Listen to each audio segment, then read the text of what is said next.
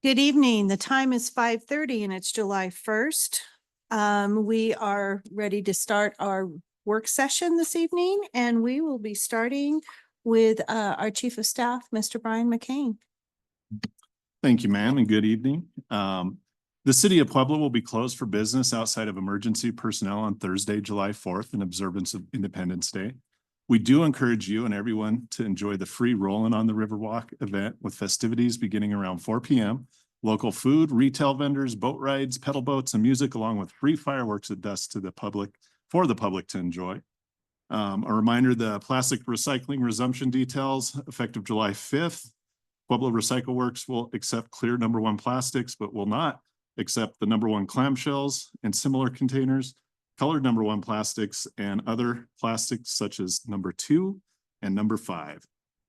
The city newsletter, city councilors each have 5 copies of the June city newsletter at your place on the dais. This was also sent out electronically, but if you need more copies, swing by the mayor's office and we could get them for you. And the Nature and Wildlife Discovery Center, the mountain campus remains closed at this time due to the Oak Ridge fire. The river campus is open and available to the public and not impacted by the fire at this time. Please regularly check our Facebook page for updates and any changes in activity. And that concludes my update. All righty, thank you. Anything from council? Yes. Counselor Aliff. So I have a question. There seems to be a we approved the mileage agreement for city council several meetings ago. And, you know, I hate to say this, but I think that we didn't pay a whole lot of attention to it, or at least myself and Councilor Latino didn't. And I'm just wondering if you can, I'm asking if you can send that ordinance to each and every counselor again. So maybe we can look at if there's any revisions that need to be made. But I know Councilor Latino turns in his mileage, and his mileage is several hundred miles a month. I don't know what it is, but one of the requirements is that he turns in a Google map or something with his deal. And I mean, we need to make accommodations if he's not able to access Google Maps and things like that, and maybe look at them and take his word for it. But I think we all need to look again at what the requirements are. And so I'm just asking if you'd bring that forward to all of us this week, and then maybe we can talk about it next week. Yeah, I'll get it to everyone. Would that be, oh, sorry, go ahead. Might that be similar with downloading on his city phone a mileage app? Yeah, it's the same travel policy that all city employees use, that they have to put destination to destination, and then that's how they're reimbursed. So it's just mimicked after same city policy. But yeah, we'll send it out to you and you can discuss it if there's something that you want to adjust or change. Just let us know. Oh, so it is just destination to destination. It, you know, it doesn't require a map, a copy of the map to declare the mileage to match it. Right. No, you need to have, you know, approximately how many miles, and we go off of a Google map or whatever Android has to map out locations as well. Okay. All right. I have a second question. Okay. The second question is that when the ordinance was passed for the camping ban, and I know that the administration was holding off until it saw what was happening with the Supreme Court, or that's what I understood. Now that that's all been settled, what's our plan? The police have been actively enforcing it, and police have been actively enforcing it, and they have issued one ticket this far. And then also we just spoke with Mr. Gifford, and he's actually going to revise it. So it's actually, we don't have to have necessarily a, will you go ahead and explain? Sure. So what the Supreme Court found was that there is not a requirement to have open homeless shelter beds available to enforce the camping ban. Currently, our ordinance does require that, though. If council wanted to look at removing that requirement and just having a strict no camping, no encampment type of ban, I've already begun drafting that in kind of preparation for that coming down the pipe. So if you'd like me to continue that, I would be more than happy to. Yeah, I'd like to see that continued. Yeah, I think that would be a good idea, because I know that that is one of the barriers for when PD has to call the mission or another existing shelter to make sure that they have the bed space before they issue a ticket. So I think that that would be the way to go. And we talked about some other things that maybe we could do with the railroad, the railroad to enforce camping on, no camping on their property, CDOT and all of those. And so he's going to look into that so that we could get those things addressed also through maybe memorandums of understanding, MOUs. Okay, anything else? I was gonna just say, to pick up where Councilman, Aliff left off, that again, we need to come into the 21st century here as it relates to, I didn't get in this because of the money, obviously. But when you're driving hundreds of miles to do the things that you need to do to help your community, and I get a check for $3.52. That's not 21st century. And the other thing that needs to be addressed, and this is for young people that want to come on to, that might want to apply for a council position and run, the salary again is not comparable to what it needs to be as it relates to other cities our size. So again, we need to really take a look at those kinds of things and do our due diligence and do something as it relates to that. Thank you. Okay, anyone else? All right, let's move on with our first topic tonight, and we are going to be speaking with our lead attorney, Carla Sykes, and we're going to be talking about her 2025 budget.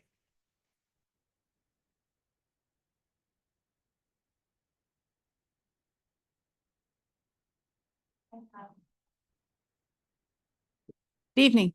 I have prepared just a real brief PowerPoint presentation for you. So been asked to put together a budget. As you know, our budget cycle is just beginning. So this is sort of a brief preview of some of the things that we're going to be looking for in the budget.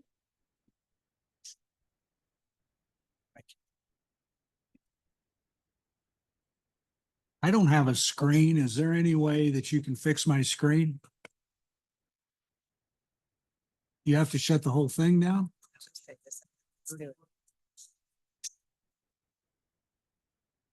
Is your card in there?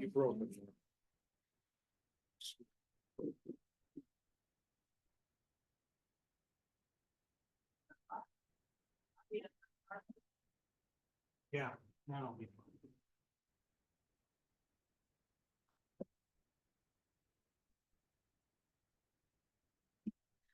Is the card all the way in, Mark? Huh? Is the card all the So way in? just as far as the department responsibilities, I'm sure you're all familiar with what the law department does, but we provide legal services to the city council, the mayor, all the city departments, boards and commissions. We review all the contracts, provide legal advice on issues that arise from the daily operations of the city. We prosecute all municipal court violations and appeals. We institute and defend civil litigation on behalf of the city. So those are generally what we do.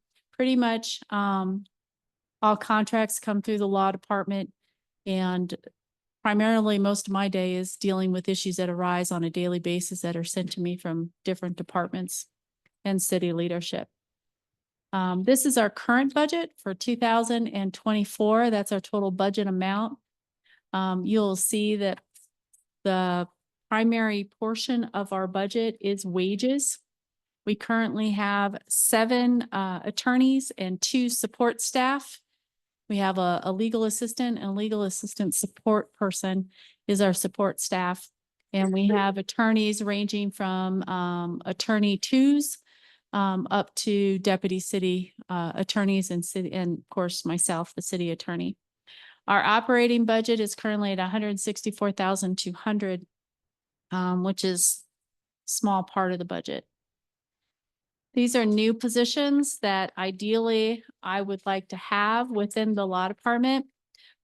First and foremost, I'd like to add a paralegal position to the office. The paralegal position would allow the office to handle legal issues more efficiently. They can handle core requests, they can do document control, they can manage all the documents. They can manage deadlines for in-house litigation, outside litigation, they can do claim notices. So these are all things that paralegals typically do. Right now, we have our legal assistant support person that are doing these tasks. In part, along with the other tasks that they do, but it would be more efficient to have someone in that position that was trained in the legal field that would be able to do these and take some of that workload off of the attorneys. The other thing I'd like to have is another attorney position. I know I asked for this when I first started. I'm asking again. And primarily what I'd like to do is decrease our reliance on outside counsel. Right now, we hire a lot of outside counsel. If we had an open attorney position, we could search until we could find someone that had that area of specialized knowledge that we need to reduce our dependence on outside counsel. I'd also like to be able to start doing more in-house litigation.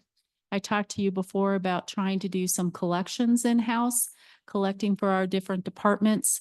And I'd like to be able to do some of that in-house as well. And so those are the approximate costs for those. Obviously, that would change depending on the actual cost of benefits. This is the operating budget. And for professional services, typically are our outside counsel. So right now, the law department is budgeted $66,000 to pay outside counsel. But currently, the law department does not pay for all outside counsel. Right now, if there is an issue, the department that is affected by that issue is charged with the legal services. So they're charged professional services and they have to come out of their budget for that. We recently had a CORA request for all outstanding invoices, or not outstanding invoices, but engagement letters and total amounts that were owed or paid to these outside counsel. And it was a little bit of a struggle to pull all of that together because we were looking at multiple departments to try and get all of that information, depending on whether it was paid through HR, it was paid through the mayor's office, or through legal. All legal counsel should be hired by, tracked, and paid from the law department. And so what I'm asking for is an additional $100,000 in the law department's budget so that we can do that all through the law department instead of dispersing it throughout the city. I just think it would be more efficient, and we'd be able to keep better track of it that way. So that is not an addition necessarily as much as a reallocation from some other budgets to accommodate for that. I'm also asking for contract services. Currently, our budget for contract services is $1,500 for the year. We're hoping to move into other office space, and we've talked about that before. If we move into other office space, I anticipate we're going to have some expenses that go along with that, at least our share of those expenses for that building, including cleaning, snow removal, those types of things. And so I have increased our budget by $20,000 to accommodate those types of costs. I have also asked for an increase in the training budget. So the training budget a couple of years ago was actually zero. Came to my my knowledge today. So it was zero, and it has been increasing, but we currently have 7 attorneys who are required to maintain 45 continuing legal education credits every 3 years. Those credits are generally about $100 a piece. So if you multiply that out by 7 attorneys over 3 years, the average is about $10,500 a year. And so I'm asking for that increase in the budget so that we can make sure that we have those continuing legal education costs paid for. This is the comparison of the budget. So our 2024 budget compared to what I'm asking for in our 2025 budget.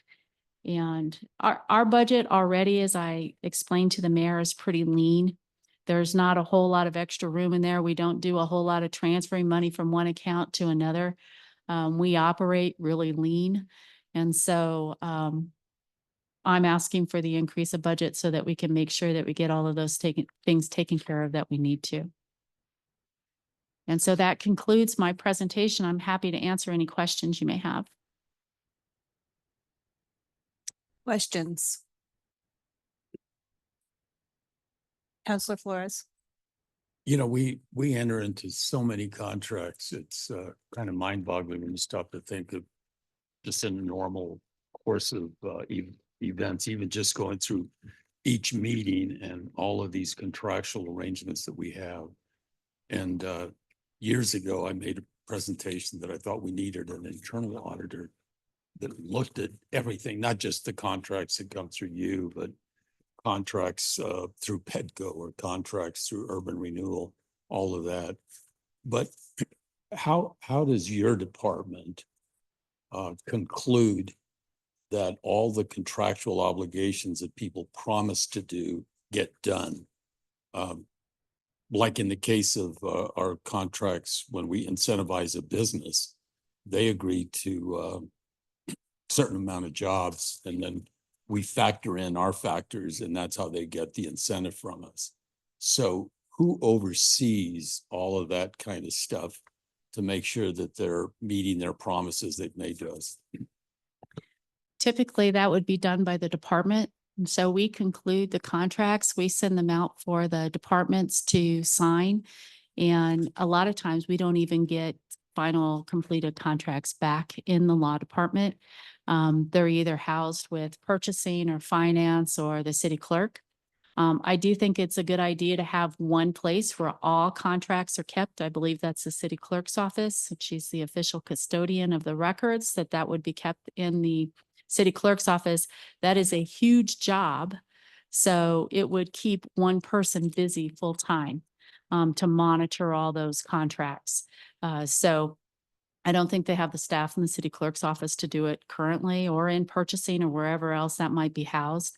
But right now, as far as monitoring compliance with those contracts, it's usually the affected department. So in Public Works, if that contract will be monitored by Public Works. If there's an issue, they bring it to our attention. Same thing with like a home agreement or a subrecipient agreement, whatever department is in charge of being involved in that contract would bring any non-compliance to our attention. Those employment contracts, it could come through the mayor's office, it could come through Petco, but there's no one in the law department that is actively monitoring those for compliance. My second question had to do with, you've asked for a couple of positions, but there is so many slots in our employment base that a lot of departments already have that authorized. In this particular case, I don't know what you're authorized for, but it's somewhere there's got to be documentation that you're authorized for X number of slots. And I'm wondering whether or not you're asking us to go beyond the slots that you're already going to. And I don't know where you find that information. So the law department is authorized to have 7 full-time attorneys and 2 full-time support staff. And that's what we have. So I'm asking for the addition of 2 positions. Okay. Yeah. Is that last year's number? This is last year. That's this year. That's last. Is that a slot, right? Is that slots? Yeah, so one each. Their assistants and then your supports or 2. So Because 7 attorneys. he's looking at last year's budget, and it says that there's 9 slots within your department. There's 2 support staff Oh. and seven attorneys. So there are 9. Okay, Yes. just to clarify that. Yeah. Thank you. President Ayla? Yeah, I just have a couple questions. When it comes to professional services, so professional services is spread out amongst police, planning, public works. Everybody has professional services. So if you went to 166,000, they'll drop 166,000. So I'm only asking for $100,000 increase, so it'd be $100,000 that would be spread out. And professional services includes a lot of different things. It includes legal, architects, engineers, consultants. It could include a lot of different things. So it'd just be a piece potentially of what might be allocated to other departments.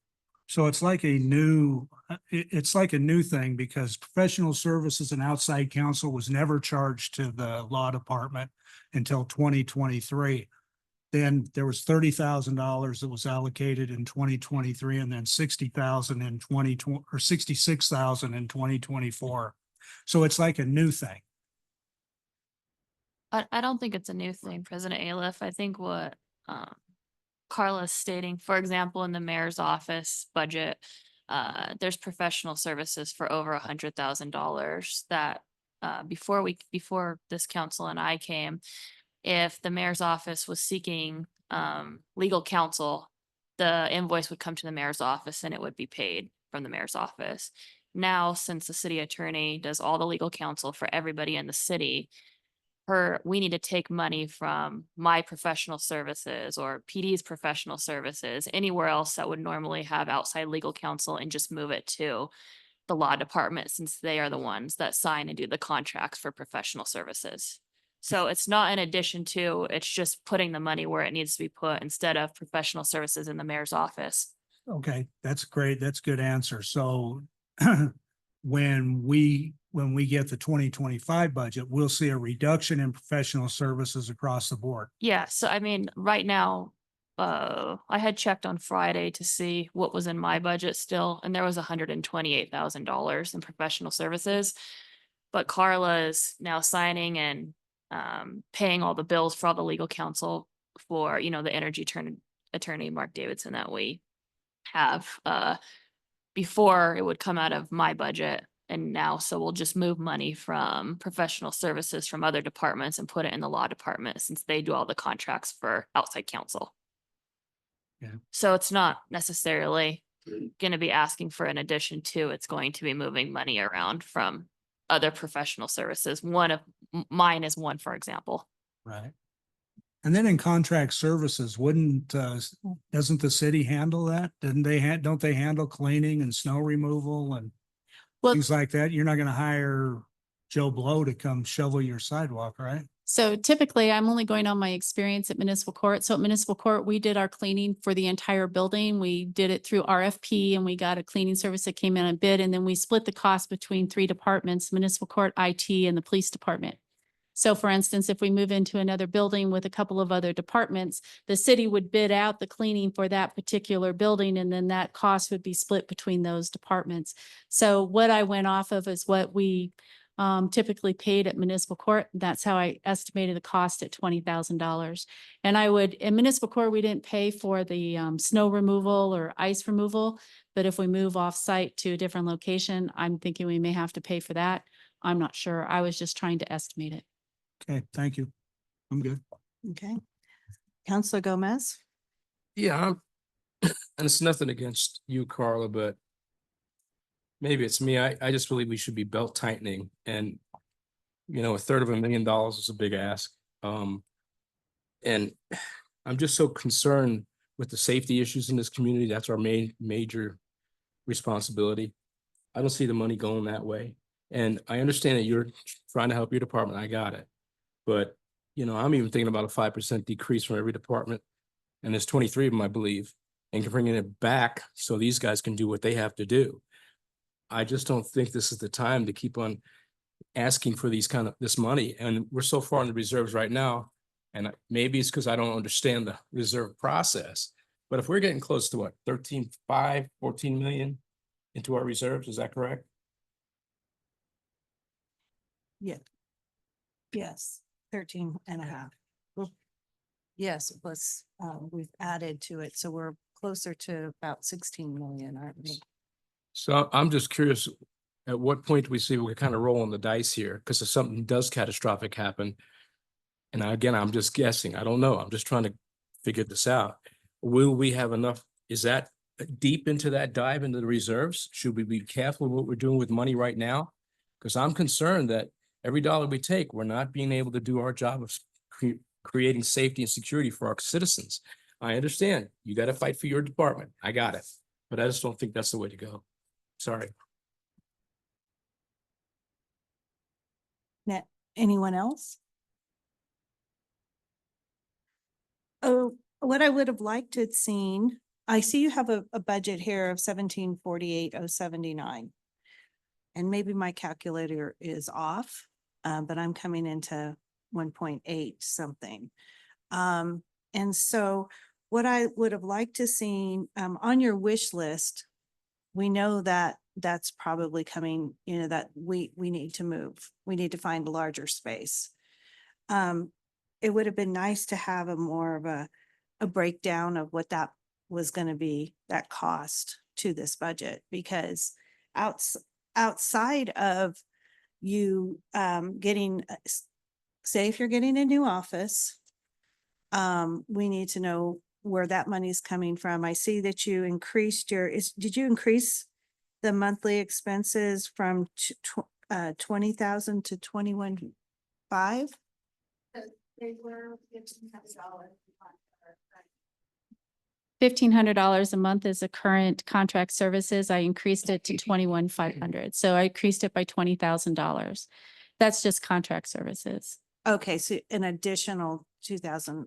Now, what about your utilities and everything? Do you have anything like that? So I'm not sure how utility works. I have no idea what the utility costs would be. Mhm. So again, it's hard to know until unless we identify a space. Hopefully we'll have something before council on the 8th. Mhm. Something a little bit more definite, but without that, I don't know what those expenses are going to be. And I don't know exactly what the city pays for. Mhm. I know in municipal court, we had some utilities that were built into utilities, but I don't know if that was gas, electric, water, if that was everything or if there Mhm. was something specific. So I wasn't sure what to put in. Yeah, for that. because those companies do carry an average for certain addresses. So Right. like if you're looking at a certain address, you could call the utility companies and they give averages of what that bill may be. I to could help you certainly with the do that if budget. you'd like me to come up with those. Because costs. we're gonna have to see that before final budget, how much more this is gonna increase. I would hope that by the time hopefully you have what you need done and we can have those numbers put in here rather than approve a budget that's at this, increased amount. And then where are we getting now all utilities and things for the new building and the costs involved with possibly a new space? Sure. And that's going to depend on too, if what departments are sharing that space with us as well. Mhm. Okay. So yeah, I can get you those numbers. We'll have them. Okay. Yeah, I mean, we're looking at, everybody's wanting an increase and we're operating in the red and, eventually, I know that when, Alex was up here on the last budget, no, what was one of the issues we were dealing with? She was stating that we would be running out of reserves by possibly 2027 if we continue at this rate, especially if we're not gaining on the sales tax side of it. So,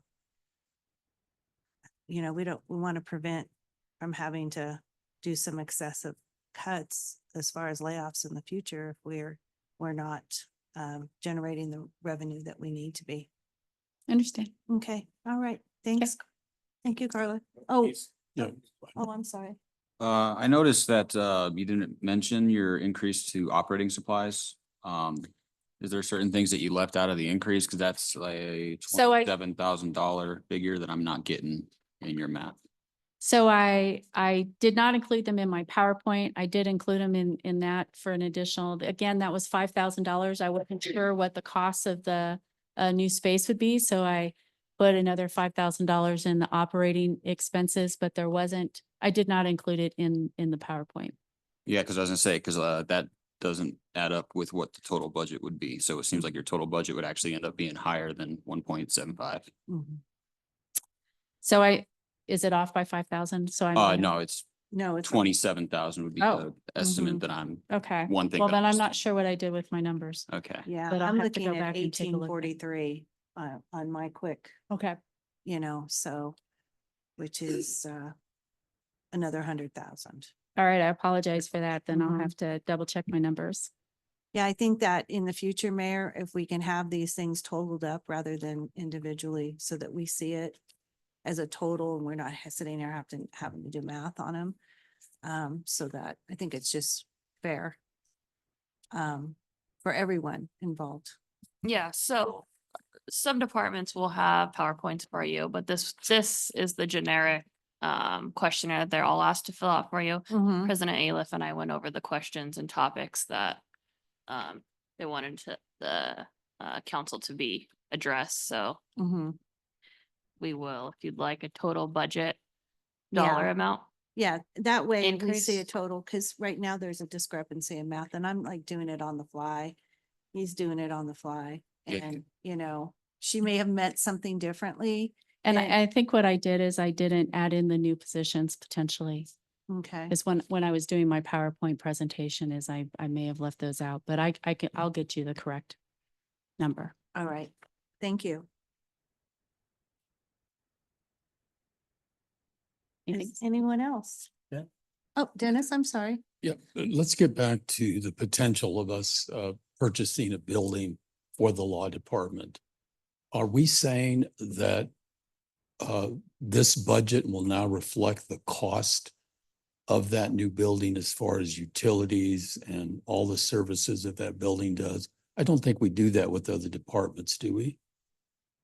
No, and as you know, with the negotiations and what we've been doing on a potential space, that wasn't even accepted till the end of last week. And so none of those Right. amounts have been figured in. I think Carla just gave rough estimates as to if the law department was going to move.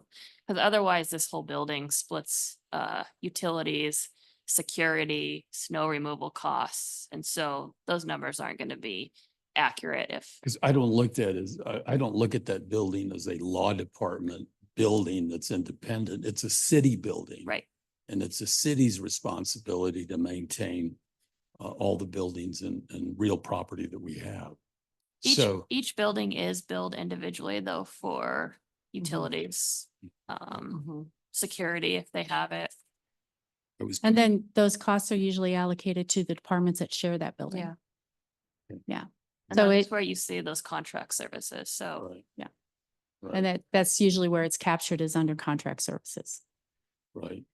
I want us to understand that your budget for the law department represents about 1.2% of our entire budget. It's not that it isn't significant, but if we're really talking to everybody that we're gonna have this huge budget deficit, it's gonna take a lot more than just kind of looking at each budget.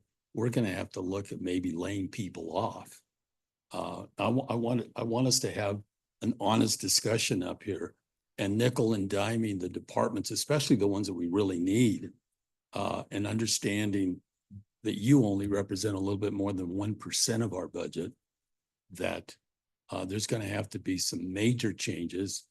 And if this council is serious about reducing our budget deficit, we're really talking about laying people off. And we have to understand that up here because, coming down on you because you need another 100,000 is not it's not even a drop in the bucket. But I want to frame everything in that because this is during the period for the next 3 or 4 months that we're going to be talking about this. So we better be realistic about where we're headed. Thank you. President Aliff.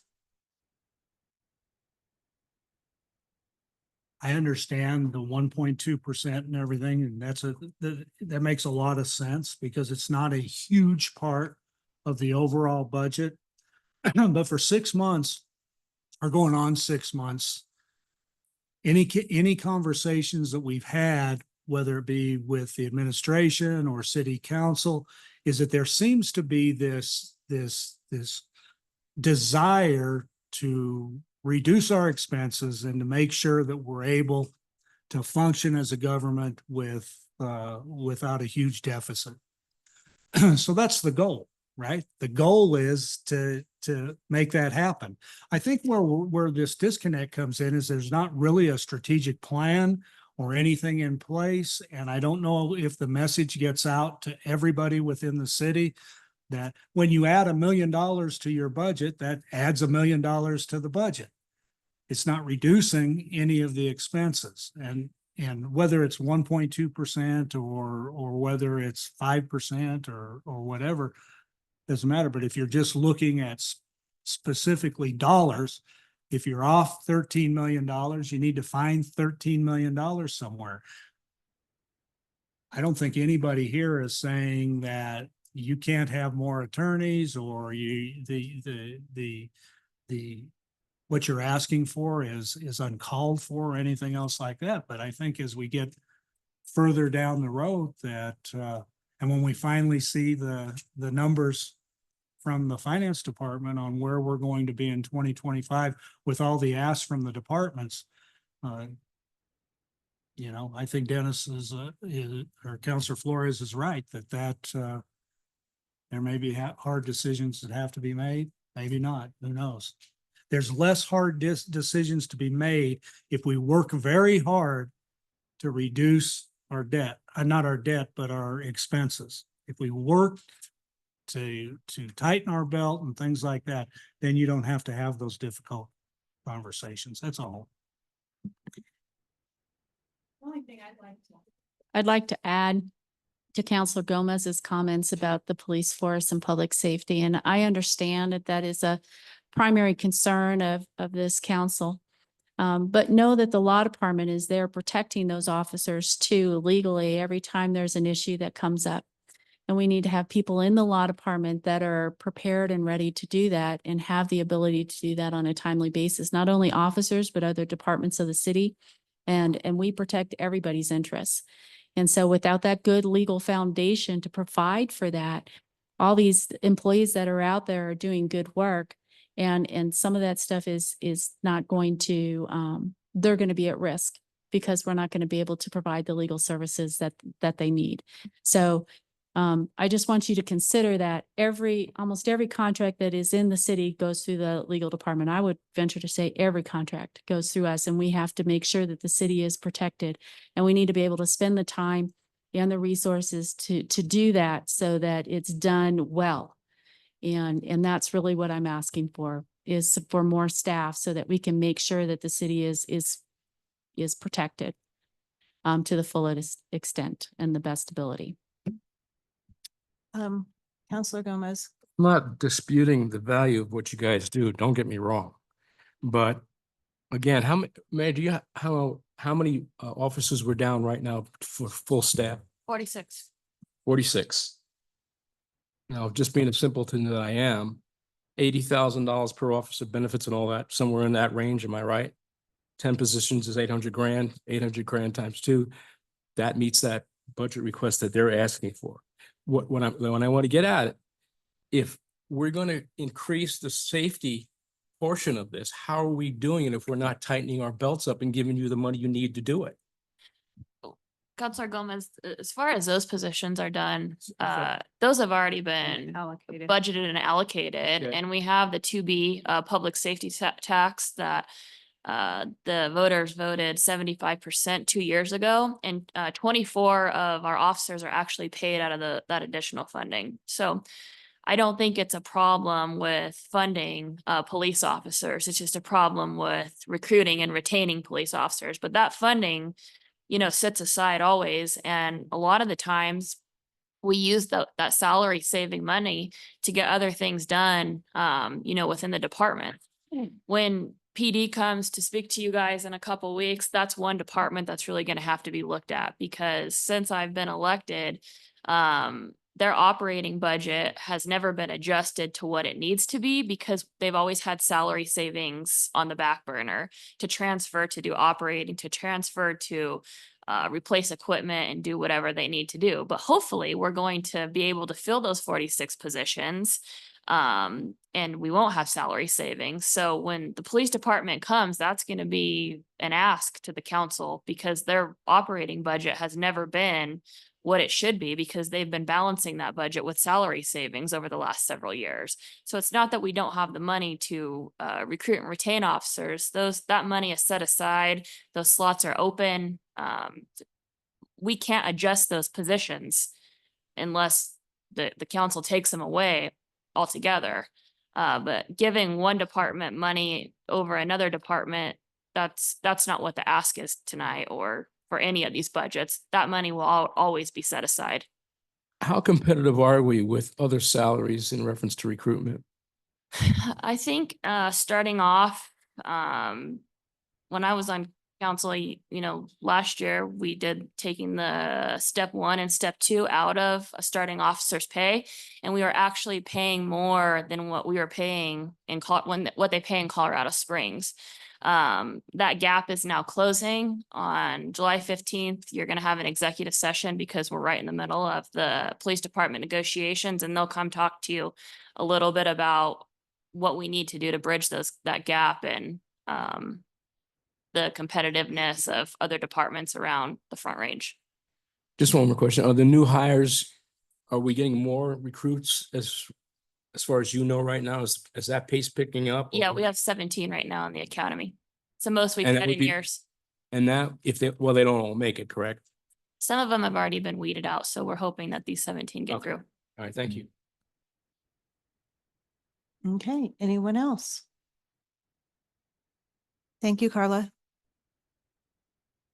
Next, we have Mr. Hobson from Planning and Zoning. And he is being accompanied by Mr. Gallagher. Good evening, gentlemen. Go ahead and get started when you're ready. Okay, good evening. Baird Odom will also be joining us if there's any questions and. Is she on? No, Zoom? she'll be here shortly. Okay. All right. All right, well, welcome. Thank you for the opportunity to talk about our budget with the Planning and Community Development Department. I'm not going to read the whole mission of our department. One thing I'd like to kind of point out is that we now have housing and citizen services as part of our mission and within our department. And just one of the things we really stress within our department is that we provide efficient and predictable and try to provide good timing for our reviews for permits and applications within our department. We don't always make it all the way through to where we achieve that in every case, but that's our goal, and that's what have been striving to improve over the last 3 years. Planning and Community Development is now made up of 3 divisions: Land Use Administration, CDBG, Home and Housing, and Long Range Transportation Planning. So we'll be looking at submitting budgets related to each of those 3 divisions. This is our org chart. We have a total of 19 full-time staff positions within the 3 divisions. And we'll kind of go through the staffing as we get to each division. Land Use Administration, again, work on trying to prepare the community for future infrastructure needs, focus on development and redevelopment, expanding citywide housing opportunities within existing neighborhoods, downtown and infill developments, and then ensure that development reflects the community goals, standards, and our review processes are timely, consistent, efficient, and predictable. The 2024 budget for the Land Use Division is $1,159,592. Of that, the personnel expenses they're budgeted are $1,095,440. That is paid out of for 11 full-time employees within the planning division. Our operating expenses are 64,152, what are in our 2024 budget. So personnel expenses make up 94% of our budget. That's what we do. We provide services to the community. And it takes staffing to be able to do that. And then 6% is a operating expense that we pretty much stayed within probably the last 4 years. Status of the 2024 budget right now, as of May 31st of this year, we've expended 36.1% of our budget. And that totals 418,790. If you were to average a monthly, each month, what the expenses would be of the planning department, right now, we're 6% under what would be the average per month expenditure. So we're not really over budget in any way with this year's budget. Based on the predictions for the remainder of this year, it looks like we could have approximately $100,000 in unexpended funds. And that's primarily due to the unfilled senior planner position that we haven't expended any personnel expenses for that position.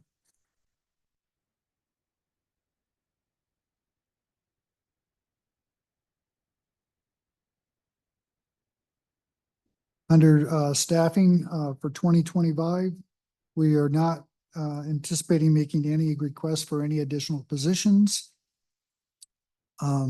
Although we would like to see if we could fill the vacant senior planner position primarily because the most recent state legislature bills that were passed, including the accessory dwelling units, the no parking ordinance or no parking legislation, and the affordable housing legislation, all of those require reporting things that we need to report to the Division of Local Government that we did not have to do previously. It's one of the things that they didn't really bring out in the bills is that there's a lot of reporting on compliance with what information is in those bills. And so we do see that we're going to have a little bit more staff time that's going to be needed to be able to accommodate those reporting requirements.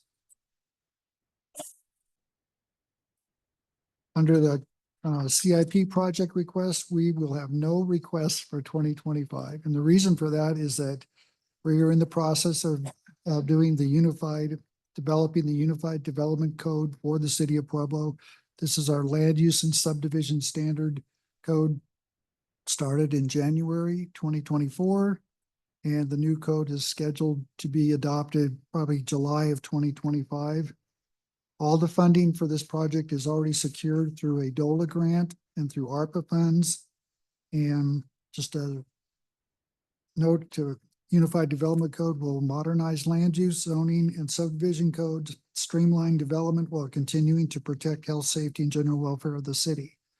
This is really the first time this has been undertaken on a citywide basis since 1968. So we're going on, how many years? Let's see, 32 plus 24. So it's more than 50 years.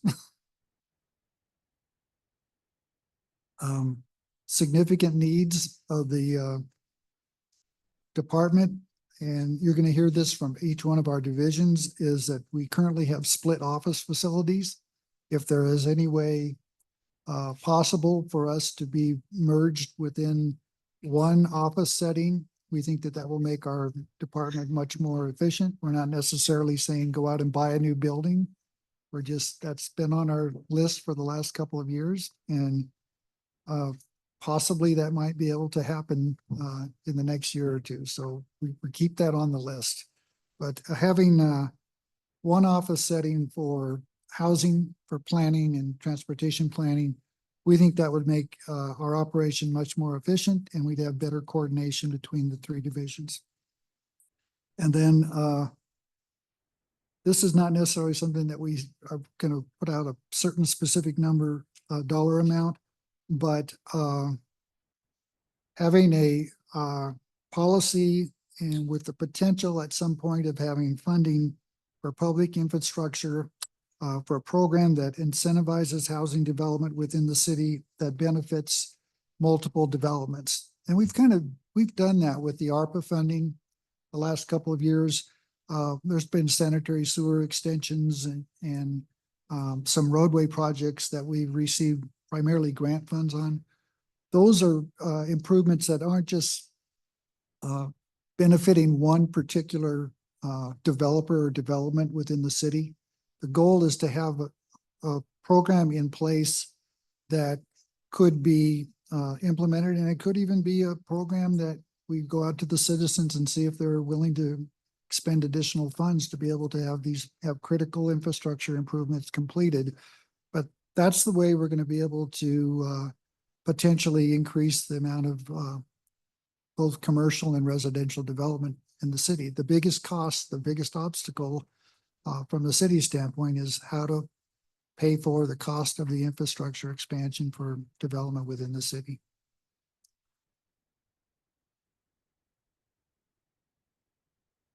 So now on to the Community Development CDBG Home and Housing Division. And there's 3 bullets that talk about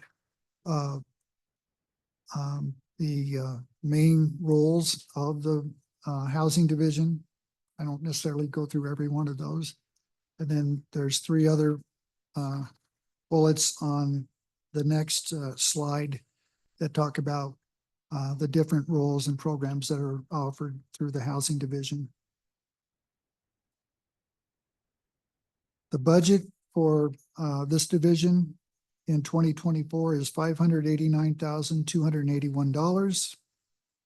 And that's made up of $528,276 for personnel expenses. That includes 5 full-time employees, and there is also 1 part-time employee. Operating expenses are $61,005. So about 90% of the budget is for personnel, 10% is for operations.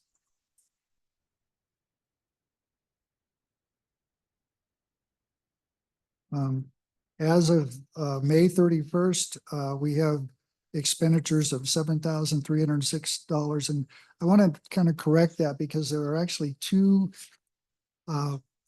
budgets that are in the financial system that were kind of set up through housing when we did the combining of the division. And they're actually there are some personnel costs that have been also added into the budget. And let me see if I have that. Thought I wrote that number down.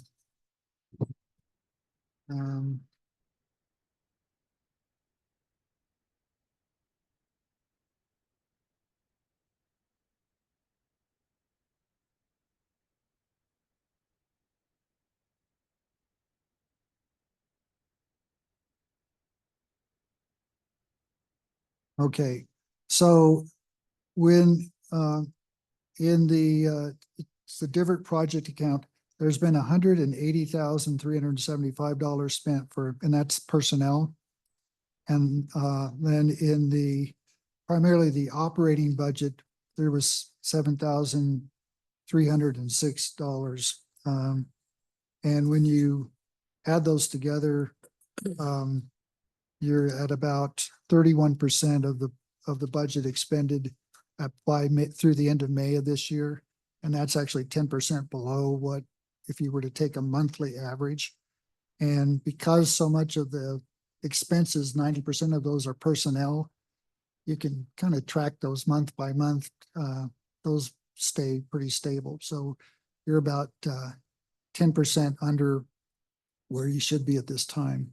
A lot of that cost savings was because the Community Development Coordinator 2 position was vacant up until really the 1st of June of this year. And that position has been filled. So it's likely that that gap is going to be reduced down a little bit. It won't be as big a gap between what's budgeted and what's actually expended. They'll get a little bit closer. We anticipate that approximately 90 to 100% of the overall budget will be spent this year. It won't be overspent. And then in some cases, some of the grants or the personnel costs are tied to specific project and grants. But based on what we've been able to calculate, this is the best projection that we can have at this point. But it's something where we are not going to be asking for an additional staffing or additional funding for any personnel in housing.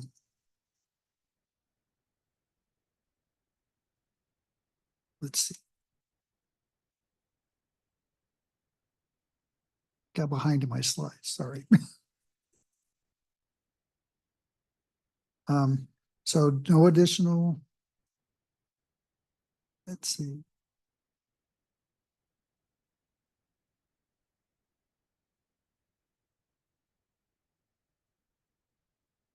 Here we go, sorry. So there, we have no additional full-time staff requested in 2025, and the only really adjustments for salaries would be adjustments to existing positions. So step increases and that type of thing. CIP projects.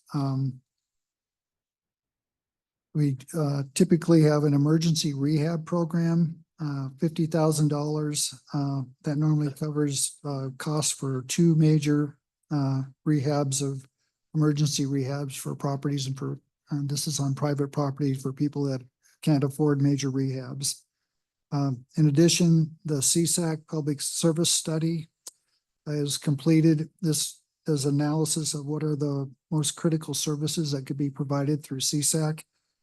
Normally that cost is shared half by the county and half by the city. If the county were to not put in their 25,000, then it would be $50,000 that would be asked in the CIP budget. And then there's normally a direct contribution of $20,000 to United Way from the city that goes into the CIP budget. And that's normally matched also with $20,000 from Pueblo County. One of the other standard CIP and ones that are included in CIP is the match for the home grant, the federal PUD home grant. And that's a 25% match of $200,000 and the grant is for $800,000. So that provides $1 million for that project. Normally that's just put in by finance as a match for that grant. And then significant needs, bringing all the offices together. And then the second one is funding of public infrastructure improvement program that would incentivize a temporary housing location within the city, reducing illegal or unauthorized camping within public and private properties. And then if we were able to get some funding for that, that funding would be able to be utilized as matching funds to other grants from the state. But we see that as a significant need in the community and potential way that the city might be able to also bring other funding to help address this issue.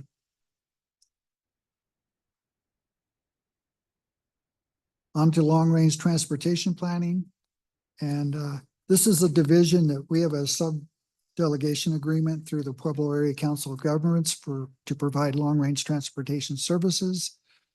This is funded entirely by federal grants that are received through Federal Highway Administration by PACOG, and then through our delegation agreement, we're reimbursed for our expenses for staffing, and all of the operating expenses are totally paid for out of the grant that goes to PACOG. The city and the county match the PACOG grant with the 17.29% of the matching funds. And 1/3 of that comes from Pueblo County of the 17%, and then 2/3 come from the city. Those funds are budgeted as intergovernmental transfer funds and are paid directly to PACOG. The main functions of the Long-Range Transportation Planning Division are to develop and maintain the urban planning work program. And that actually establishes the projects and all of the work that is completed by the staff for PayCog. Second is that they develop and maintain a transportation improvement program. So locally, PayCog maintains what they call a TIP program. And then those TIP items that are in the transportation improvement program for PayCog are transferred and made part of the state of Colorado Transportation Improvement Program. The third is to develop and maintain a long-range transportation plan. And this is primarily done through outside consultants that work with PayCog for travel demand, forecasting, and development of any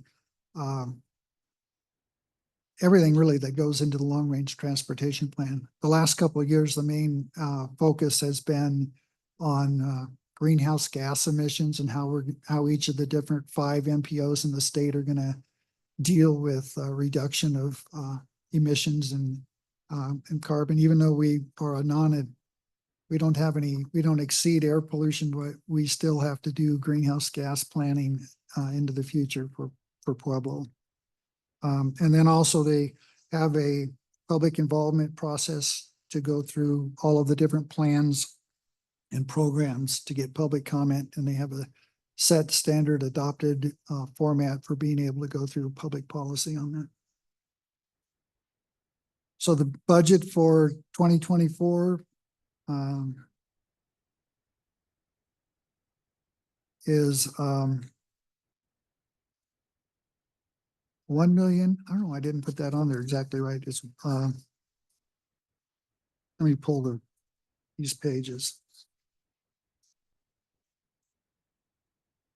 Let's see.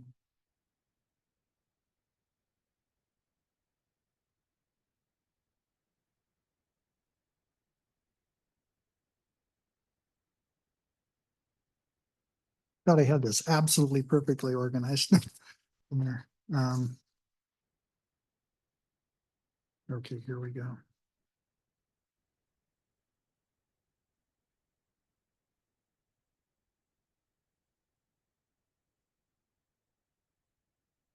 Here we go.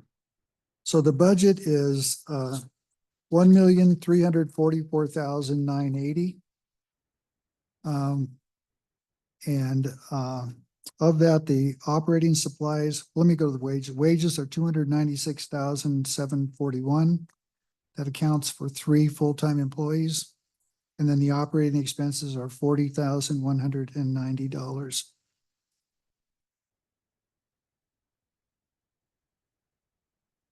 I'm sorry.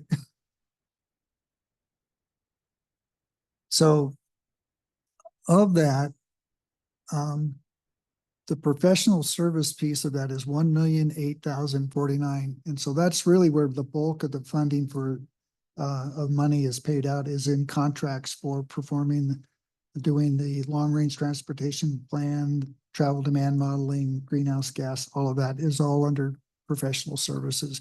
And those are reviewed by PayCog and approved by PayCog. And then those contracts also go through city council. So there's kind of both city council and council of governments look and approve all those before those contracts are initiated.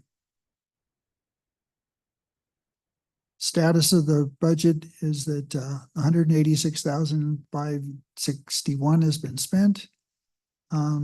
Based on the projections for primarily the contracts that are going to be paid for from consultants, we'll spend 987,653, and we'll have a projected fund balance of 2025 of $357,327. And based on the requirements of the metropolitan planning organizations, the transportation planning agencies, there's 5 of those, and PayCog MPO is one of the 5 agencies statewide. Based on that, we're not supposed to keep over a $500,000 fund balance in any one year. So we'll be under that. We complete all the contracted projects that we have underway. Again, no CIP projects, no additional full-time staff in 2025. And then the only thing really as far as salary would be any kind of like step increases for existing employees. And then same request to try to pull all the divisions into one location. And then I added this to I'm not really saying that this is something that would have to happen in 2025, but I just want to bring this to City Council's attention, is that completing a coordinated access control plan for local city streets, intersections that with state highways, where it addresses intersection improvements, secondary roadway accesses, and there's a statewide push through all state highway systems to reduce the access points along state highways.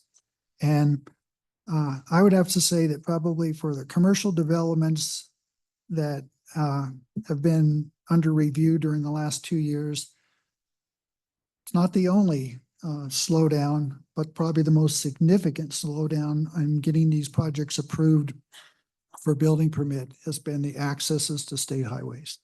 And so working with the city in conjunction with CDOT, coming up with a plan and a formula and a way to have some consistency, yet address the future needs of the state highway system is something that would be very critical and needs to be really looked at for us to be more efficient and more effective, and especially commercial developments within the city. So I'm not saying it would be, this is something that would have to be undertaken in 2025, but it's certainly something that should be a priority for us to continue looking at what we can do to be able to get some of these issues resolved early on.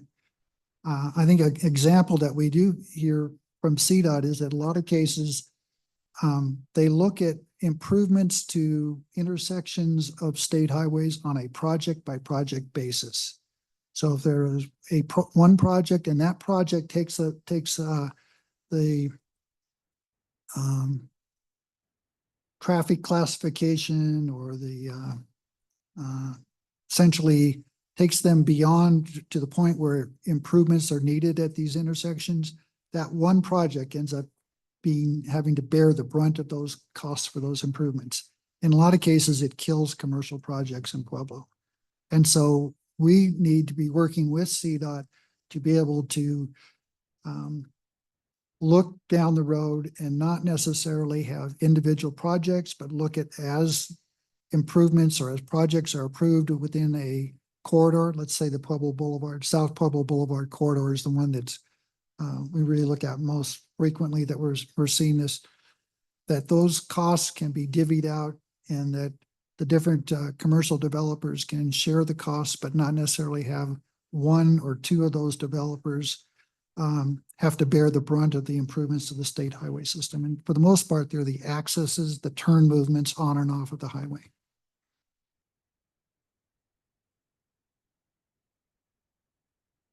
So for long-range transportation planning, we have no request for additional staffing. And again, the only real increase would be the salary adjustments through step increases and that type of thing.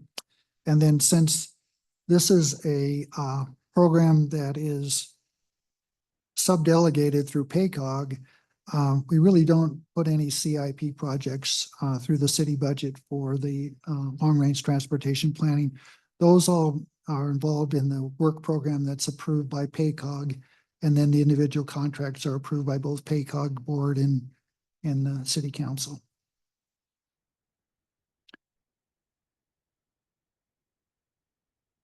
I've kind of gone through these already.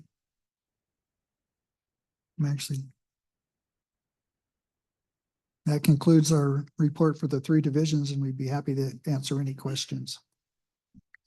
Any questions from council? Councilor Flores. When you look at your staffing, it looked like your staff went up from 15 to 20 on that chart that you have.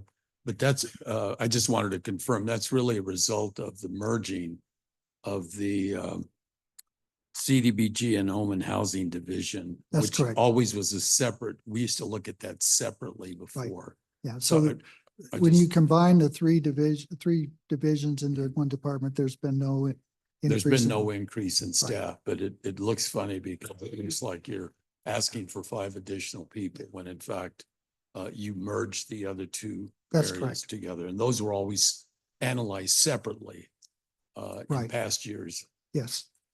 Okay. That's all. That's the only question I have. Counselor, President Ayla. The long range transportation division, that was, so that was accounted for in the county budget before, right? No. It's No. always been in ours? The county at one time had a transportation department, but it was a county transportation department. But since I've been with the city since like 2012 or even prior to that, Councilman, that's always been a subdelegation agreement between PayCog and the city. And then where is it in the budget? It's not in your department, right? It is it has its own separate budget for long-range transportation planning, but all of it's set up into 4 projects through their budget. And then in their budget, all of the staffing, personnel costs, all the operating costs, all are divvied up within those 4 project areas that are approved by PayCog. And then when we do the monthly reports, all of those expenses are divvied up between those 4 project areas. And then within the work program, there are subcategories that account for the different expenses for those projects. But those are completely out of no general funds are allocated or shown in that. The only real expense to the city is the 2/3 of the 17.29% that is paid directly to PayCog. And is that a transfer out to PayCog? Yes, It's a transfer out, right? yes. So can anybody help me where it's at? It's in.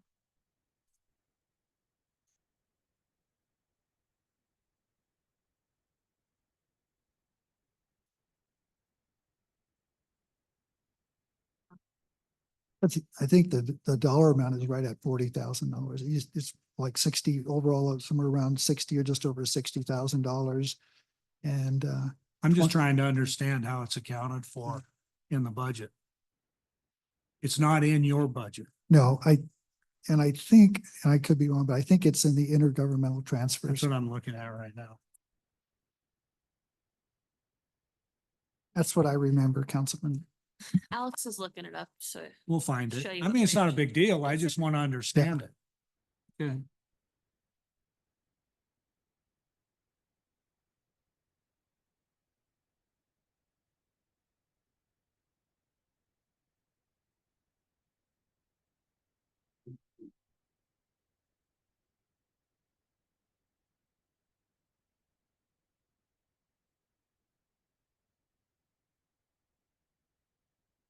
Well, they find that. That doesn't matter.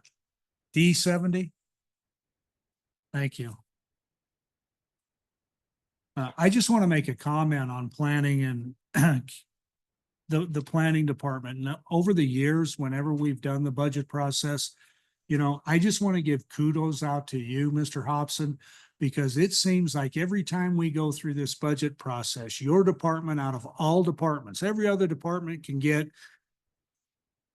these huge double-digit increases, and you have consistently over the years always done a fantastic job of keeping your department tightening the belt, not asking and for anything that was extraordinary or anything else like that.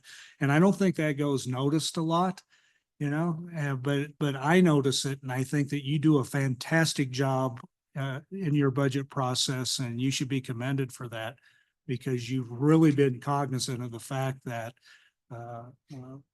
our budget is our budget, and we need to try and work within the means of our budget.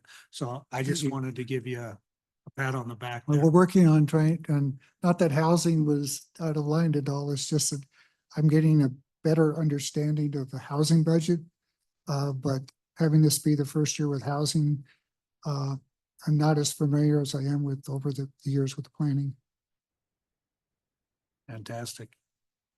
I would, just to give the counselors a little background, when in 2022, I believe, we had these huge increases and the planning department actually reduced their expenses. So every other department within the city was just adding, and Mr. Hobson actually reduced his budget. So I just think that should be recognized as we go through this. So thank you. Sorry, I kind of wandered around with the presentation a little bit. I apologize. Are you done? Yes. Mr. Hobson, in your wish list, the completion of the coordinated access control plan, which you say is pretty important for development and future development and so forth. When you say completion, has it one been started and it's not completed? Do you know what the dollar amount is for something like that? I don't have a dollar amount, and it may be something that could be either jointly funded or solely funded by CDOT.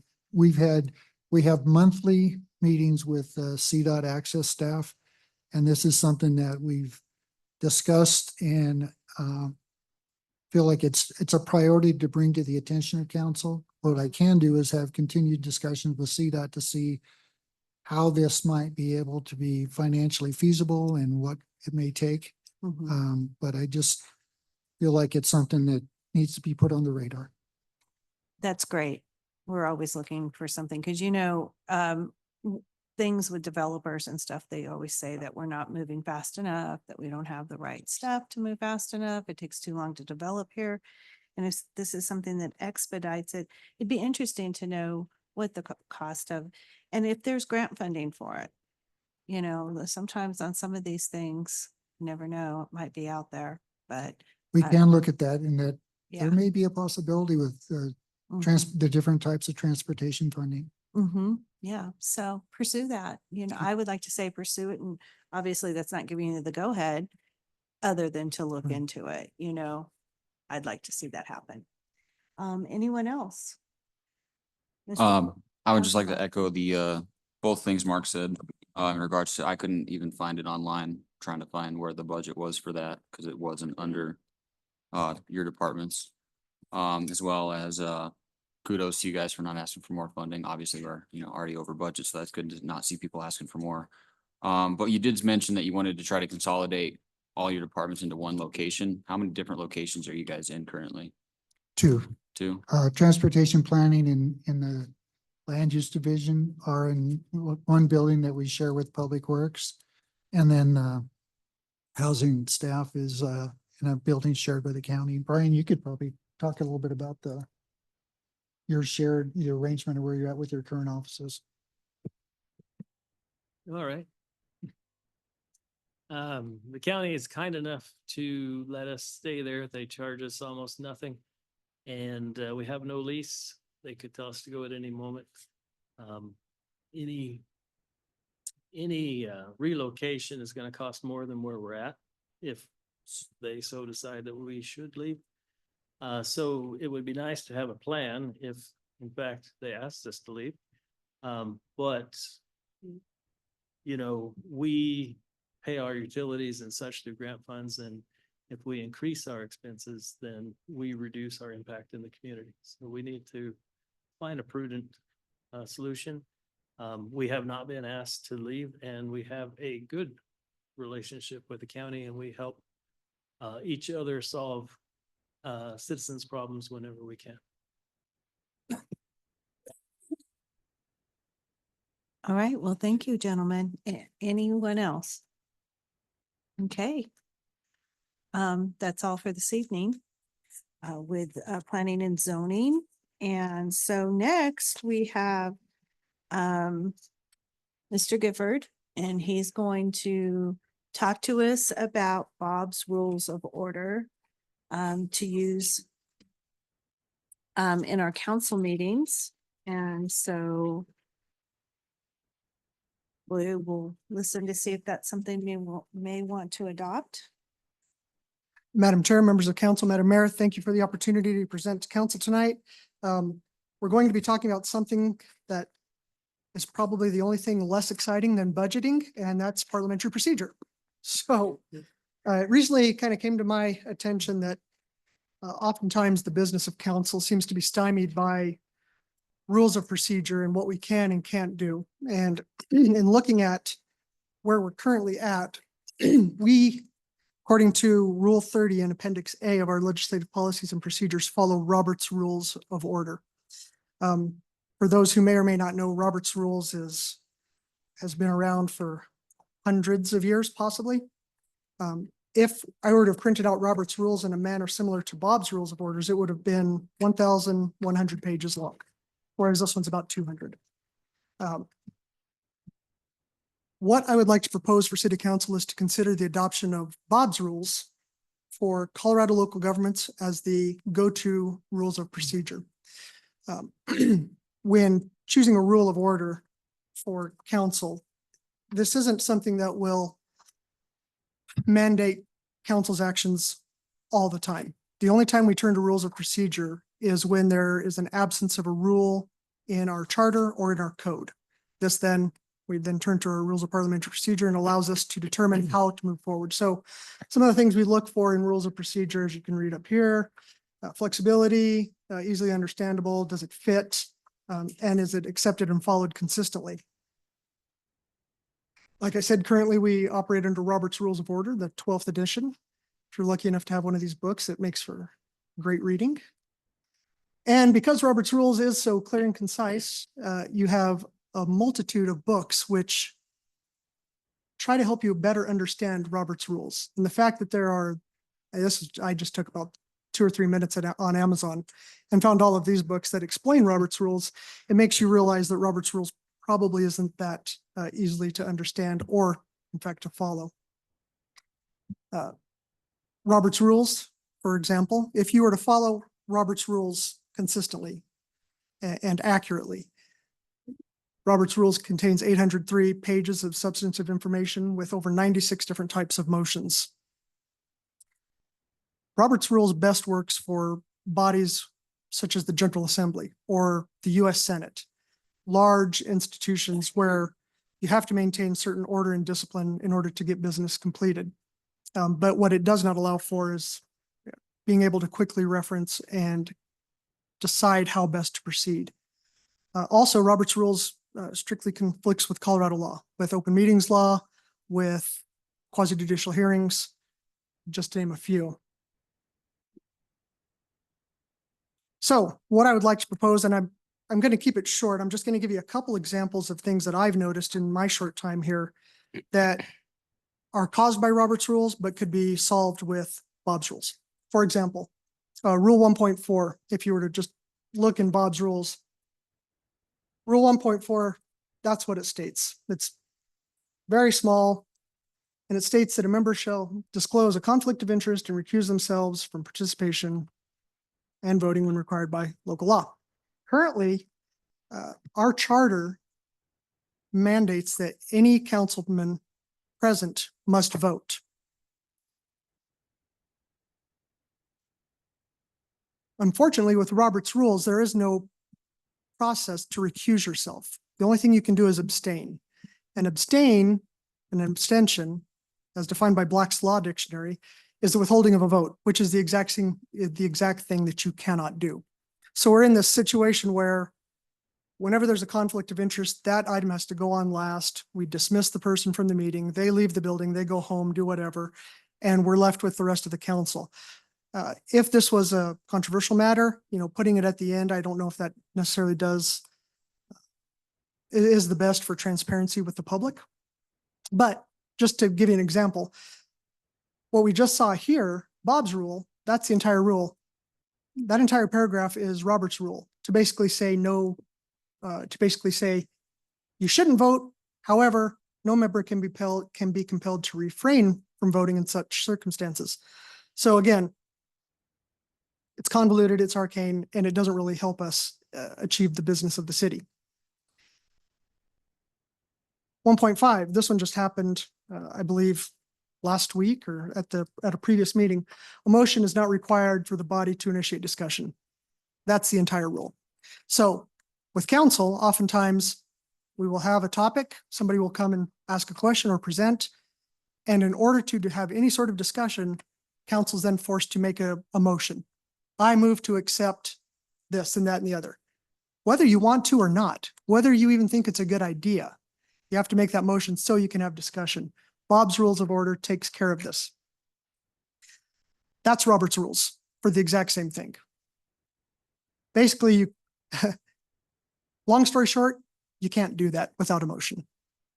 So again, looking at Bob's rules versus Robert's rules, the ease of parliamentary procedure, the common sense way to go about things. This is quasi-judicial application. And you can read that on your own. Bob's Rules was developed by an attorney here in Colorado.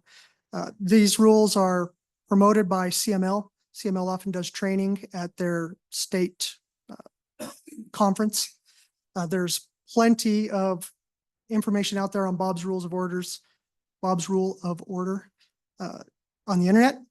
And this is something that I think could definitely help council in several ways. One of which is to help with the appearance of professionalism so that council is able to conveniently and quickly deal with the business of the city and not have to consistently look for procedural, the correct procedural way to do things because we're using Robert's Rules, which contains rules like that. So, going forward, if this is something that council would like to do or like to consider, I would recommend taking a look at this, reading it. It's pretty straightforward. If you would like to then take a step further, we could establish some sort of voluntary training, not mandatory. If anyone would like to work on the parliamentary procedure, kind of figure out how to use it. And if this is something we want to do long-term, pass a resolution amending Rule 30 of the Legislative Rules and Procedures. That concludes my presentation. Any questions from council? Councilor Flores. Are you recommending that we substitute Bob's Rules of Order? Are you saying we can elect to use either Robert's Rules of Order? I would recommend removing Robert's rules and implementing Bob's rules.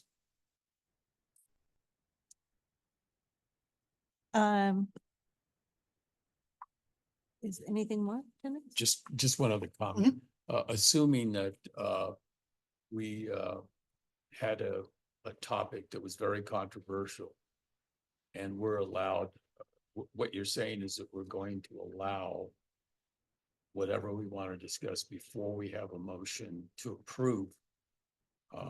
It does eliminate one other thing, and that is it's so controversial that someone tries to open it up or somebody tries to file a motion but does not get a second. That is eliminated. That's something that we could not do and stop at that point right there. If we adopt Bob's versus, the general Robert's Rules of Order. Right. Do you think there's, to me, that's a big deal. Right. There are certainly procedural advantages to both. If you are someone who is really knowledgeable on Robert's Rules, it's easy to control a meeting with procedure, questions, points of order, points of information, et cetera. With Bob's Rules, you can still have the effect that you're talking about. It just is easier to understand for everybody. So if a discussion is had, a motion can be presented at any time. And if that motion doesn't receive a second, well, then it obviously fails. But if there's not a motion to approve if there's not a motion to approve whatever topic is currently up for debate, it would be the same effect. So you could call the question or just move to postpone or table or these other items too. And in Bob's Rules, it's much easier to make those motions. I think it's easier to understand how those motions are made as well. Thank you. President Ayla? Yeah, I think I think it looks good, but I don't see where it does anything different than what we do now. Now, here's the thing. What Counselor Flores just brought up is not the case within this council. So every Monday night that we have a regular meeting, there's a list of every resolution that goes on the table back there. And people can sign up to speak on any specific resolution as they see fit, right? So we take the staff report and then we listen to every single constituent that has signed up to speak on that before a motion's even considered. Correct? Correct. Okay. So how are you changing that with Bob's? I mean, Counselor Flores just says if there's a controversial resolution that under the current Robert's rules, that we call for a motion, and if there's no second, we can eliminate anybody speaking about it, but that's not true. If they signed up, they can speak on it before we even consider a motion based upon our rules. Yeah, and I may have been misunderstood. I wasn't talking about public participation. I was talking about members on council. And one of the things that this will cure is what happened last week, I think with your motion regarding the health board. You had questions and concerns regarding the appointment to the health board, but you could not voice those concerns until after a motion was made to approve the appointment of somebody. You had to go through that silly procedure in order to have actual discussion amongst yourselves. So there's an example of how obviously this will change. But the procedure itself didn't stop what needed to get done on that specific resolution. So No, just because there wasn't a motion and just because we couldn't speak on it till there was a motion and a second, it still is the exact same thing. Yeah, Robert's rules doesn't create a cheat code or allow you to do things that you're not already able to do. Bob's rules allows you to do it easier. And so that I think the public can understand what you're doing as well. So that if you want to have that discussion like we did last week, if I'm sitting in the public, I'm saying, well, why when they don't even want to have this motion or this appointment passed, they're moving to pass it just so they can talk about it to then table it. You know, it's the cumbersomeness of Robert's rules that we're trying to eliminate. Now, you're right. This doesn't do anything that Robert's rules doesn't do. It's just a map of procedure, but I think it's an easier procedure than what we currently have. Anything else? Yeah. So you're going to amend Appendix A Mhm. within the ordinances. And if you look at Appendix A, it's 2 pages. So we literally operate city council on 2 pages of rules. Yep. We have a list of motions, we have a procedure, and our charter speaks specifically about the way that an ordinance or a resolution moves forward. Correct. So I understand the cumbersomeness of Robert's rules. But in all reality, for the last 50 years or however long that city council and this government's been in place, those 2 pages and the charter has always guided us, and it's never been a problem. So I think we're trying to adopt a whole different system to alleviate what may be a perception of one problem. I don't see it. I don't consider that the city council operates under a guise of, while we need a parliamentarian decision made on everything that we do. I think we go through it relatively quickly. And that we do our business as quick as possible. Obviously, if there's 50 people that need to address an issue, or 10 people or whatever, it's going to take longer. But I don't think I don't think the process that we've used is so cumbersome that nobody knows what's going on. is just my opinion. I mean, the rest of council may think that it is. And I won't argue with you on that. And in fact, Appendix A, Rule 30 it's a 2-sentence rule that we would like, that I think would help if we amended it. It says, in the absence of any other rule in code or charter, the provisions of Robert's rules will govern. Something to that effect. I'm not quoting it exactly. So the time that we even go to those rules is rare. We handle It's everything. never happened since I've been on city Well, it council. happened last week. No, it didn't happen on It- last it- week. it- That was just a normal process. We were speaking on it before we had a motion. That wasn't a new thing. It's never happened before. Lots of times people want to speak before we have a motion on the resolution or a motion on the ordinance. I just, so I would argue that. That's fine. I'm only trying to make your job easier. If Mhm. it's something that council doesn't want to pursue, it's not. Again, I'm not telling you guys to do anything, and I never will. I'm just trying to give you the tools to do things more efficiently. And if you like the way things are currently handled, that's fine. I'll go take my seat over there. Mr. Gifford? Yep. So the way I'm understanding it is what you're saying is the Bob's Rules of Order allow us to do that. Now, maybe what we did last week was what we did, but Robert's Rules of Order does not allow us to have the discussion before the motion. Is that what you're saying? That's correct. And so that's pretty simple math. You know, just because we did it doesn't necessarily mean we were within Robert's Rules of Order. Right. And if you're going to do something based on rules, you should follow the rules. Okay. Otherwise, we should. And I think we come across that pretty often. So if you're allowing for the discussion before we make the motion, because the motion might be something we'd want to amend. But if we've already made a motion to approve, then we have to, we're going to make a motion to, we want to amend a motion. We have to vote and then come back to the amended emotion. Yeah, it's an emotion because it gets emotional, the amended motion. Is that how I'm understanding? I see you came up. So Carla.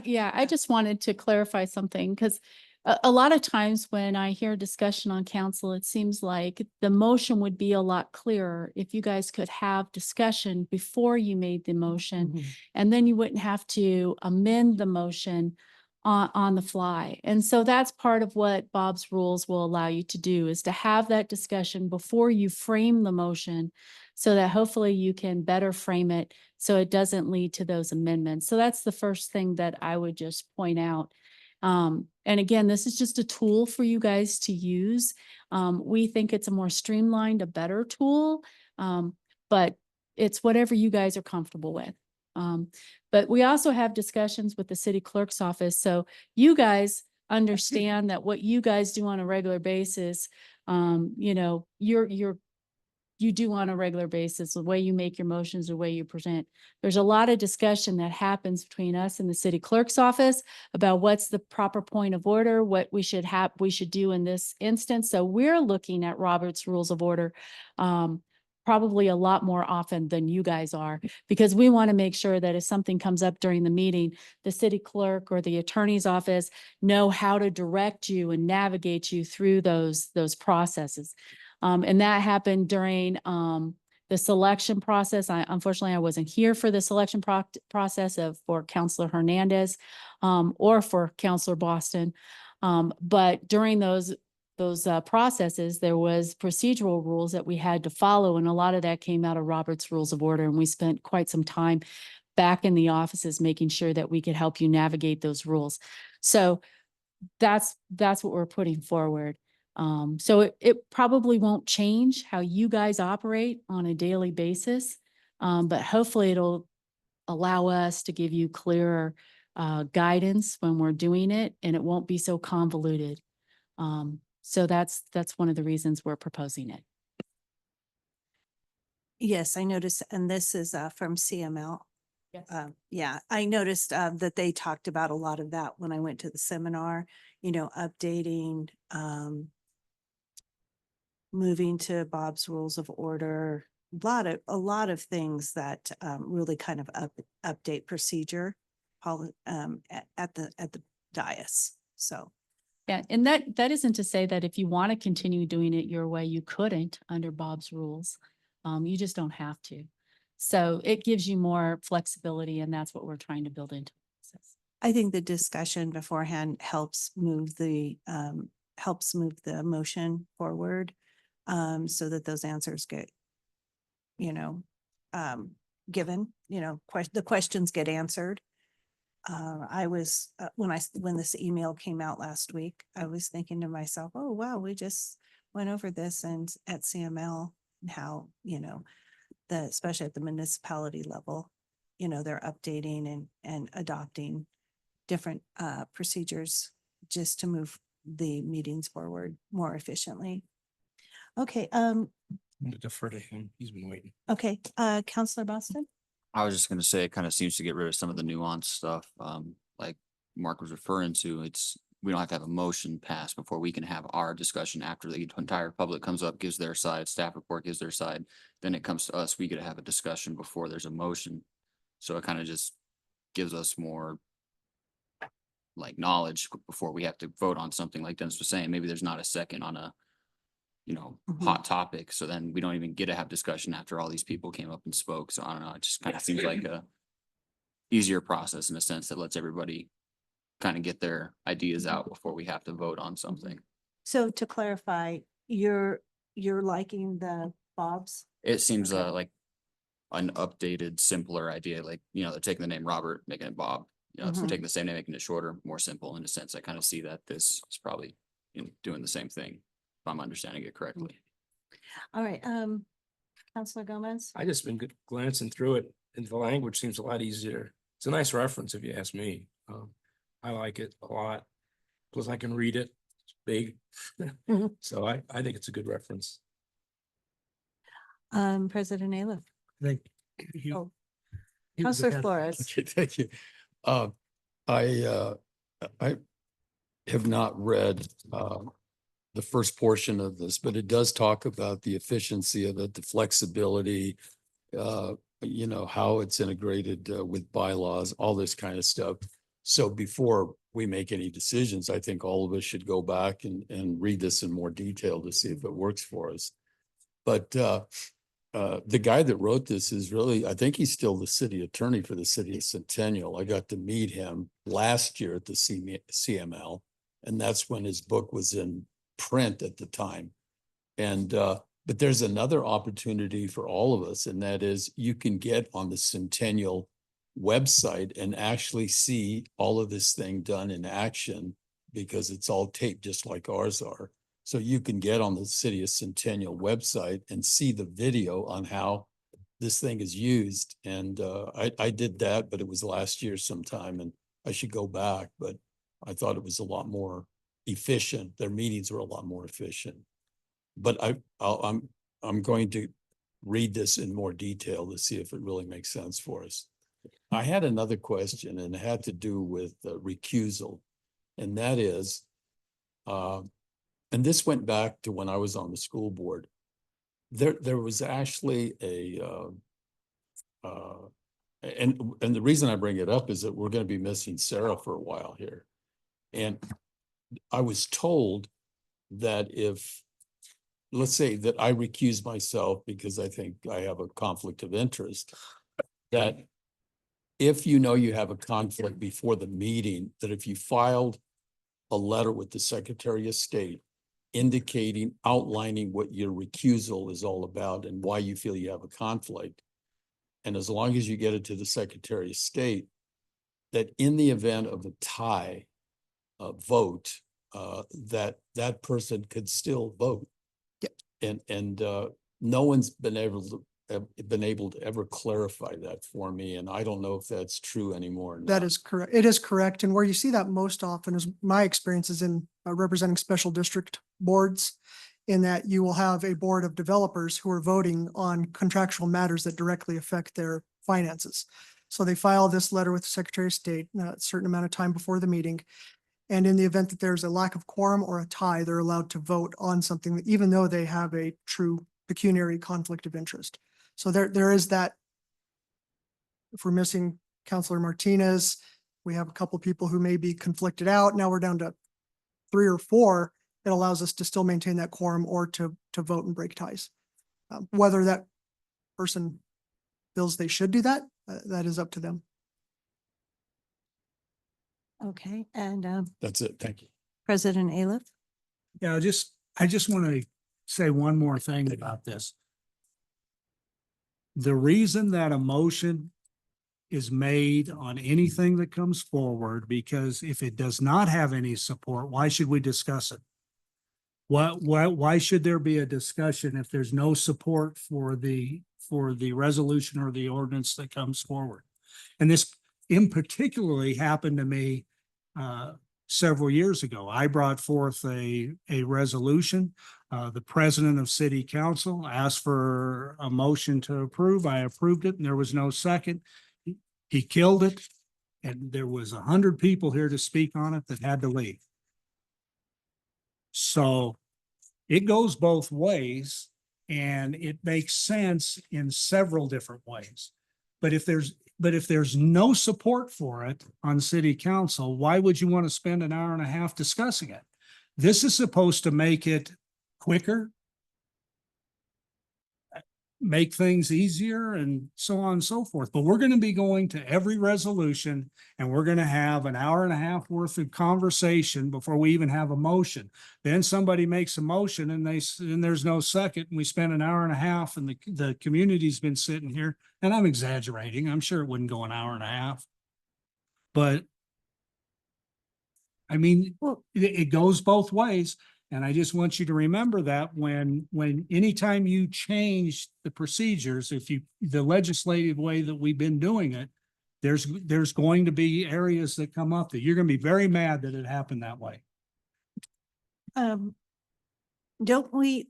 public gets to speak before the motion. Like so So they would, it all it depends. doesn't miss Right. their. We have resolutions, we have ordinances, and Mhm, ordinances, public hearings, mhm. people from the public can come and speak. On a resolution, if you have discussion and there's discussion before the motion, at any time, one of you using Bob's rules could call the question if there's a motion or in a motion and debate, or at any time you can make the motion. This just allows, for example, if somebody does not want to approve an appointment to a board, they get to say why, they get to discuss that, and then somebody can make a motion or someone else can discuss. At any time, there isn't a certain amount of time that needs to take place before a motion can be made. And once that motion's made, then you go into debate of the motion. And from debate of the motion, someone can call the question. Once the question's called, all debate stops.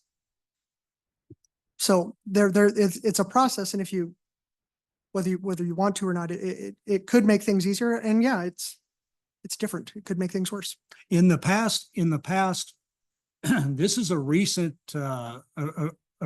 thing that's happened in city council is that the sign-up sheets have gone for resolutions because in the past, nobody got to speak on a resolution until the motion was made. People could sign up to speak on a resolution, but not even the public could speak on it before the motion was made.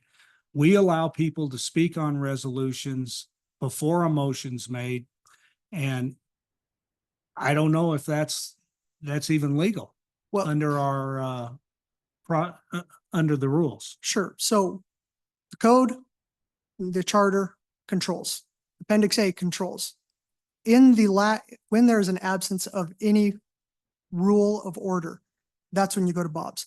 So if there is a procedure that's already put in place, either through charter code or Appendix A, we'll never open this book. It's only for times when we look to the charter, the code, Appendix A, we don't know what to do next. That's when you go to the parliamentary procedure so that you're not just making it up every time or doing something different every time. So that's not in the charter and it's not in our code. So how did we decide? And I know you guys don't know, but could you look that up and find out? I would for me? imagine somebody wasn't following parliamentary procedure. Well, we're still doing it today. Right. And we can look into it and try to figure out why. And if it's something that council wants to move forward and continue to do, then we should probably record it accordingly. Thank you. I think we Here's- just need to decide how it came about, whether you like it, which way you like it done, and make sure that we can do it that way and then just continue to do it that way. Yeah, when I first got on council, we didn't allow people to come up and speak on a resolution. It was just, it was just voted on and that was the end of it.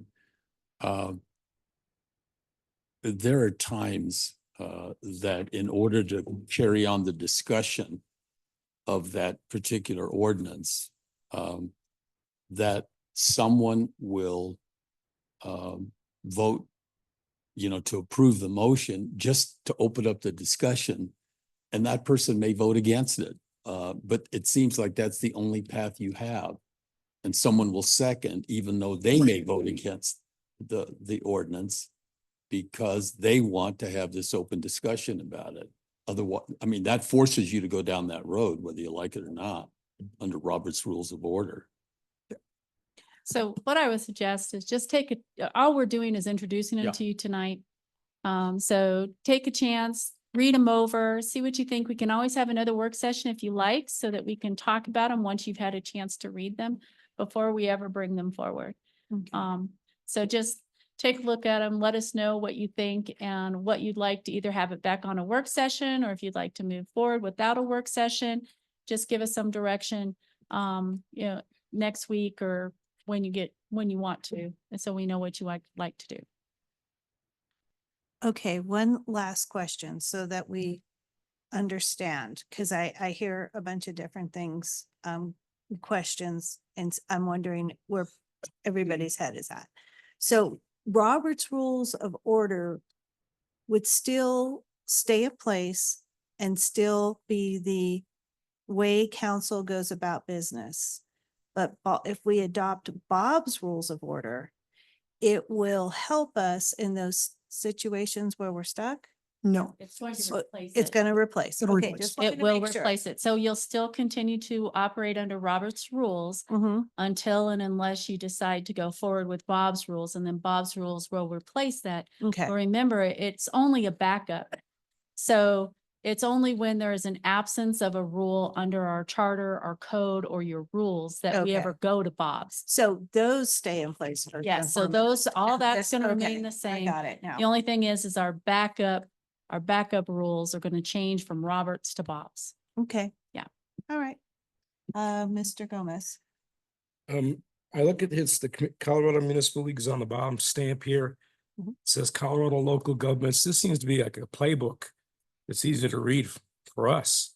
And I really like to have a chance to really go over it. Like I said, I've been reading through it. It's easy to read as far as I can tell so far. But I don't know, I kind of like it, what it's worth. Okay. So maybe next week we could get some direction. Mhm. Okay, Okay.